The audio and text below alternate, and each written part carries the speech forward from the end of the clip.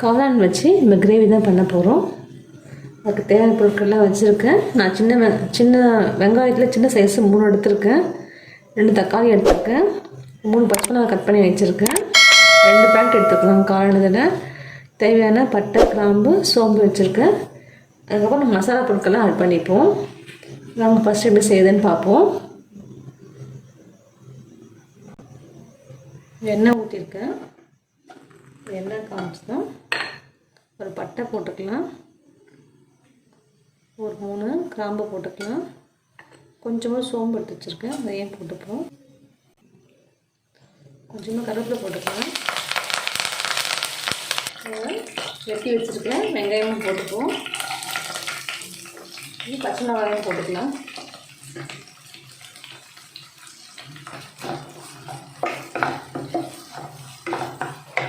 கொஞ்சம் ஆட் பண்ணிக்கலாம். கூட சீக்கிரம் வெங்காயம் வதங்கிடும் நமக்கு. மஞ்சள் தூளையும் கொஞ்சம் ஆட் பண்ணிப்போம். 1/2 ஸ்பூன் போட்டுக்கலாம் மஞ்சள் தூள். நல்லா வதங்கட்டும், வெயிட் பண்ணுவோம். வெங்காயம் கொஞ்சம் நல்லா வதங்கிடுச்சு. இஞ்சி பூண்டு போட்டுக்கலாம்.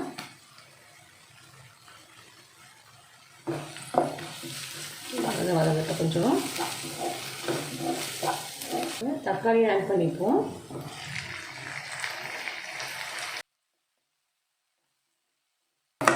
நல்லா வதங்குறது. 2 ஸ்பூன் நான் காஷ்மீரி சில்லி ஆட் பண்ணிக்கிறேன். ஏன்னா இது கொஞ்சம் காரம் கம்மியாக இருக்கும். நீங்கள் அம்மா மிளகாய் தூக்கினா 1 ஸ்பூன் ஆட் பண்ணிக்கோங்க. காரத்துக்கு ஏற்ற மாதிரி போட்டுக்கோங்க. காரம் நல்லா சாப்பிடுங்க, நல்லா போட்டுக்கோங்க. 1 ஸ்பூன் மல்லித்தூள் ஆட் பண்ணியிருக்கேன். 1 ஸ்பூன் கரம் மசாலா போட்டுக்கேன். 1/2 ஸ்பூன் சீரகத்தூள் போட்டிருக்கேன்.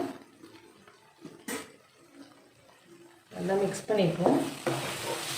இப்போ நம்ம கழுவி வச்சுருக்கேன் காளான் ஆட் பண்ணிப்போம். நல்லா சுத்தமாக நல்லா கழுவிக்கணும், மண் எதுவும் இல்லாமல் இதை ஆட் பண்ணிப்போம். நம்ம காளாலே கொஞ்சம் தண்ணி விடும், அதனால் நீங்கள் தண்ணி கொஞ்சமாக விட்டாலே போதும். ஃபஸ்ட்டு இதுக்கு தண்ணி கொஞ்சமாக ஆட் பண்ணிக்கலாம். ஏன்னா காளானில் தண்ணி விடுமோ அதுக்கப்புறமா நம்ம ஆட் பண்ணிப்போம் தண்ணி. நல்லா கொஞ்சம் நல்லா கலரி விட்டுட்டுங்க. மசாலா எல்லாத்துலேயும் பிடிக்கும். நல்லா தண்ணி இல்லை, கொஞ்சமாக தான் தண்ணி இருக்குது.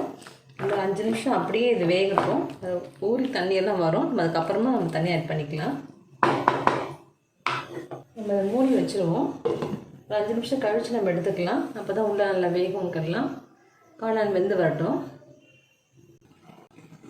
திறந்து பார்க்கலாம் இப்படி இருக்குன்ட்டு. அதில் தண்ணியெல்லாம் ஃபுல்லாக வந்துடுச்சு. நம்ம தண்ணி கொஞ்சமாக தான் ஊற்றணும். தண்ணி எவ்வளோ இருக்குது பாருங்கள். அதில் இந்த காளானில் இருக்கிற தண்ணியெல்லாம் ஃபுல்லாக வந்துடுச்சு. உப்பெல்லாம் கட்டாக்கன்னு செக் பண்ணிக்கோங்க.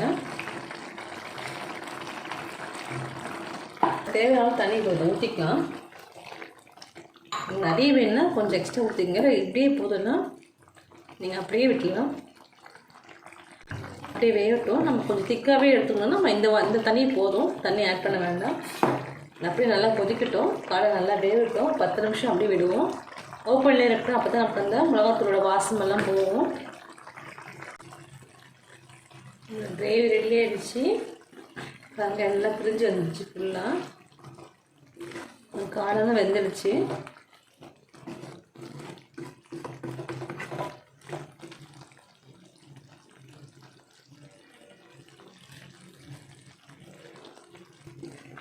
நம்மளுடைய காளான் கிரேவி ரெடி ஆகிடுச்சு.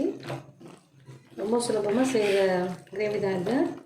சப்பாத்தி, பூரி, இட்லி, தோசைக்கெலாம் நல்லா இருக்கும். உங்களுக்கு தொட்டுக்கிறதுக்கு சாப்பாடு கூட தொட்டுக்க சாப்பிட்லாம் வச்சுட்டு. பாருங்கள், ஒரு கமெண்ட் சொல்லுங்கள். தேங்க்யூ.